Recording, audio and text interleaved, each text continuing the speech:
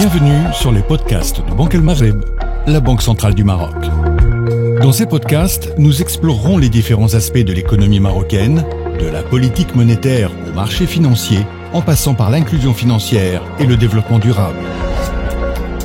Écoutez nos podcasts pour rester informés sur les enjeux économiques et monétaires du Maroc. BAM, le podcast.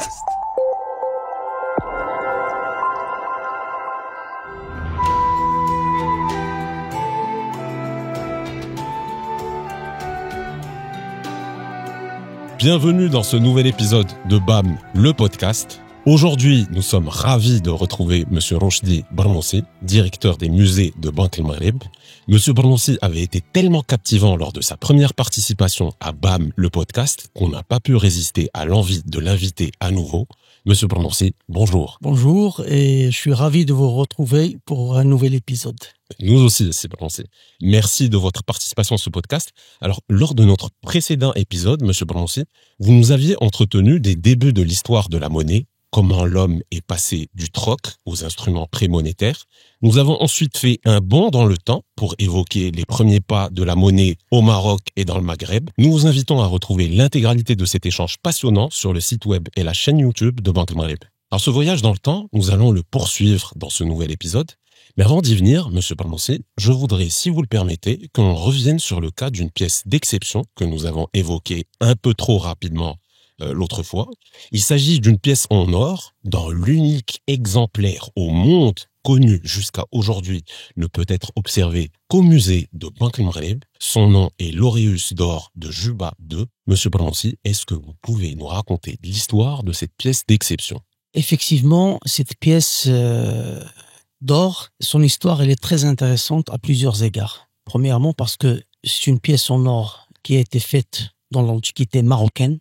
C'est important de signaler l'Antiquité marocaine, parce qu'on avait l'habitude de considérer que l'Antiquité marocaine comme un âge de ténèbres, comme un âge où l'histoire n'avait aucun impact, aucune présence au Maroc, qu'on était un pays, entre guillemets, sauvage. L'histoire et l'archéologie nous ont prouvé le contraire. Donc, le prince Juba II était premièrement un prince berbère. Il faut le souligner, c'est important à dire. Juba II est le fils de Juba Ier, le prince numide. Il a reçu une éducation romaine et latine et grecque. Donc, ce jeune homme est grandi dans les palais de Rome et il a été marié à la princesse Cléopâtre de Séléné. C'est qui la princesse Cléopâtre de Séléné? C'est la fille de la fameuse Cléopâtre d'Égypte. Il s'est marié avec cette princesse et il a eu le royaume du Maroc comme présent. Ce royaume-là, cette Mauritanie, ce qu'on appelait à l'époque la Mauritanie, était vraiment un pays qui était enraciné dans la modernité de l'époque, à travers des cités des cités antiques qui sont très connues, et la plus connue, c'est Volubilis. Là où il a pris, ce prince a pris ses quartiers dans la ville de Volubilis, au moins une grande partie de l'année. Et là, on revient à cette pièce de monnaie. C'est une pièce en or toute petite, mais elle a une teneur en histoire qui est immense. Pourquoi? Parce que sur cette pièce de monnaie, il y a 4 mouvements historiques, 4 influences sur lesquelles on peut parler des heures et des heures. On s'arrêtera jamais de parler sur le contenu et la teneur de ces pièces de monnaie, ces toutes petites pièces de monnaie. Sur l'avers, il y a son portrait, le portrait de Juba II, en dieu grec, avec un bandeau caractéristique des divinités grecques. Et au-dessous est écrit Rex Juba. En latin, c'est le roi Juba. Donc, en latin, c'est important. Donc, le prince, il est en divinité grecque, sa qualité, elle est en latin, en langue latine. Le revers, il y a la fleur d'Isis. C'est quoi la fleur d'Isis? C'est un symbole pharaonique, un symbole de l'Égypte pharaonique, qui prouve la descendance pharaonique de la princesse Cléopâtre de Séléné. Un autre symbole, une autre teneur historique très lourde. Et en bas, écrit, écoutez-moi, en grec, Cléopatra, ça veut dire la reine Cléopâtre. C'est formidable, c'est incroyable. Sur une pièce de monnaie, un petit bout de métal, on a toutes les civilisations de l'époque. Toutes civilisations Là, je parle du 25 avant, l'année 25, c'est pas le 25e siècle. L'année 25 avant notre ère. Sur cette pièce de monnaie, écrit tout ça. Et fait où? Fait dans ce beau pays qui est le Maroc. Là où certains historiens parlaient d'un pays qui vivait dans l'obscurité et dans l'obscurantisme de l'histoire, non. C'est un pays qui vivait une action civilisationnelle très profonde, très intéressante, où il y a une mixité, un mélange heureux entre 4 civilisations, on peut être fier de ça. On peut vraiment être fier de ça. C'est-à-dire que notre pays vraiment a une histoire multimillénaire, a une histoire très importante où se mêlent toutes les influences. On n'est pas à l'extrême ouest de l'Afrique, mais on est en plein Méditerranée avec toutes ces civilisations entremêlées. On poursuit à présent notre voyage dans le temps. Nous sommes entre le 7e et le 5e siècle avant notre ère. À ce stade, Monsieur Brancy, on devine que c'est l'arrivée de l'islam qui va donner un nouvel élan à la monnaie au Maroc. Comment cela s'est-il passé? À partir du 7e siècle de notre ère, le monde a connu l'avènement de l'islam en tant que nouvelle religion. C'est important, bien sûr, parce que la carte du monde va être complètement métamorphosée, mais c'est également important parce que, en termes de monnaie, de numismatique, parce que les premiers musulmans qui vont avoir une expansion éclair vont se confronter à des civilisations qui sont encore plus anciennes et plus importantes en termes de politique numismatique et monétaire. Donc, ils vont élargir leur empire aux dépens de l'empire byzantin. Donc, ils vont trouver la monnaie byzantine qui est le denarius solidus byzantin. Et ils vont carrément occuper tous les territoires qui étaient sous l'empire perse. Ils vont trouver la monnaie perse qui est la drachme sassanide. Donc, pourquoi j'évoque ces deux exemples? Parce que le monde était partagé à l'époque entre deux grandes monnaies comme aujourd'hui le dollar et l'euro. Donc, les premiers musulmans, qu'est-ce qu'ils vont faire? Là, c'est important à comprendre parce que ça va nous permettre de comprendre toute l'histoire de la monnaie jusqu'au fin du 19e siècle. Premièrement, ils vont, sous tous les territoires occupés par les musulmans qui faisaient partie de l'Empire byzantin, ils vont, pour un certain temps, garder la monnaie byzantine, tout en rajoutant des éléments qui indiquent que ces pièces de monnaie ont été frappées sous l'Empire musulman. Et les pièces les plus parlantes, c'est les pièces qu'on peut trouver même dans notre musée, c'est ce qu'on appelle les dinars bilingues. C'est des dinars frappés en arabe et en latin. Et on les trouve, entre autres, à Tunis, dans les anciens, ils ont été utilisés dans les anciens ateliers de Carthage. Et puis, il y a les drachmes sassanides qui ont été réutilisés, mais en y rajoutant des termes en arabe. Par exemple, Bismillah. Ou en prenant avec la langue locale, la langue Pélévi, on a rajouté des références au gouverneur qui a régné et qui a gouverné les territoires de l'époque comme Khorasan, comme Irak, comme les autres territoires. J'avance cet exemple pour vous dire qu'en fait, que les musulmans ont trouvé un système monétaire préexistant, bien établi, et que musulmans en tant que très bons commerçants, ils vont pas créer de rupture totale. Ils vont pas créer de rupture totale. C'est important à signaler parce que on a créé une rupture en termes de civilisation, en termes de religion, en termes de business. On n'a pas créé de rupture. Qu'est-ce qu'ils vont faire à partir de 75 de l'Hégire, soit Abdelmalek ibn Marwan? Ils vont créer les premières monnaies musulmanes. Et c'est quoi les premières monnaies musulmanes? C'est le dinar en or et le dirham en argent. Donc, dans la culture de la numismatique musulmane, quand on entend dinar, c'est or. Quand on entend dirham, c'est argent. Et c'est quoi le dinar? Pièce en or. Ce n'est rien d'autre que le denarius solidus byzantin, qui était un étalon en or. Donc, on a repris la notion de la pièce en or, de l'étalon en or byzantin, on l'a arabisé. Ad-dinar, c'est le denarius byzantin. Ad-dirham, ce n'est rien d'autre que la monnaie de la drachme sassanide qui était un étalon en argent. Donc, ad-dirham, fedda. Et la drachme sassanide était en argent, fedda. Donc, c'est important à comprendre. Et donc, la civilisation musulmane, à partir du Moyen-Orient, de l'Asie centrale jusqu'en Afrique du Nord, a vu son système monétaire basé sur ces deux distinctions. Donc là, jusqu'au 19e siècle, quand on entend le dinar, c'est or, et le dirham, c'est argent.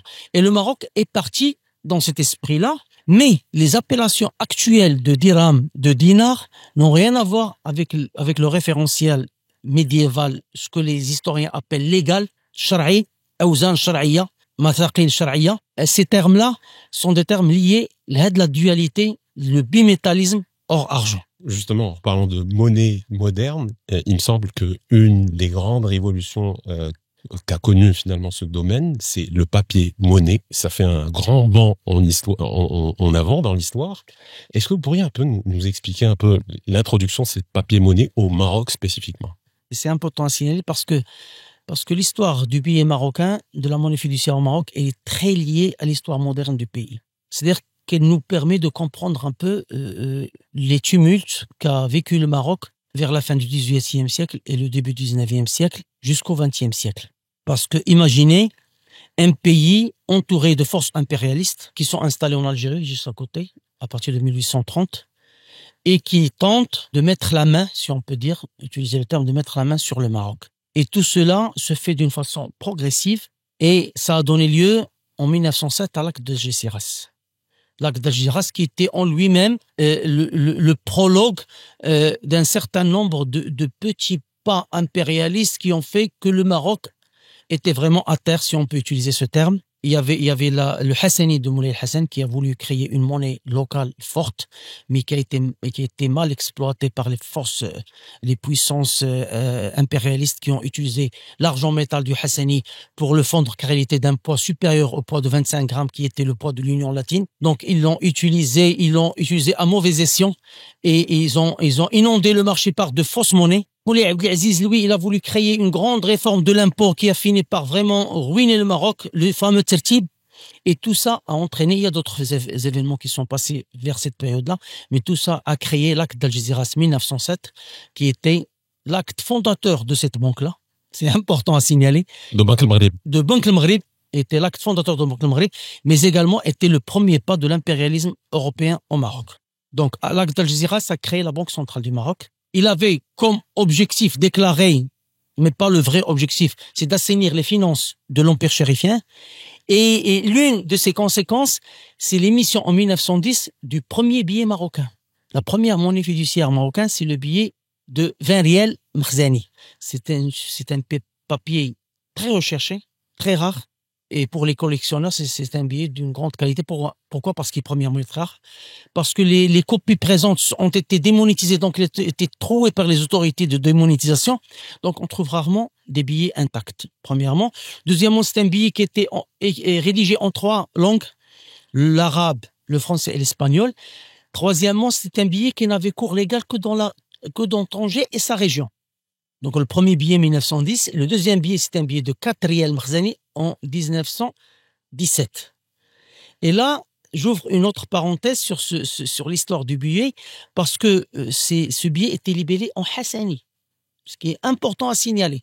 Le Hassani, c'est la monnaie qui a été créée par Moulay Hassan en 1890 pour créer une monnaie forte capable de rivaliser avec ce qu'on appelle la monnaie de l'Union latine, la France, l'Espagne, l'Italie. C'est important à signaler. Cette monnaie, malgré les problèmes qu'elle a engendrés, malgré le fait qu'elle a été combattue par les puissances impérialistes, mais elle a pu résister contre vent et marée. Elle a pu résister jusqu'à l'après-première guerre mondiale. Pourquoi? Parce que c'était une monnaie basée sur l'argent. C'était une monnaie sonnante et trébuchante, basée sur l'argent métal. Elle était à un niveau de qualité d'argent très importante. Donc, à partir de 1914, vous savez tous qu'il y a eu la Première Guerre mondiale. Et donc, l'argent métal est devenu rare. Et comme la monnaie marocaine, elle est faite uniquement en argent métal, donc les commerçants étrangers installés au Maroc ont commencé à vendre leurs francs français et leurs francs algériens. Là, on est 1914, donc le Maroc en 1912, il était sous protectorat français.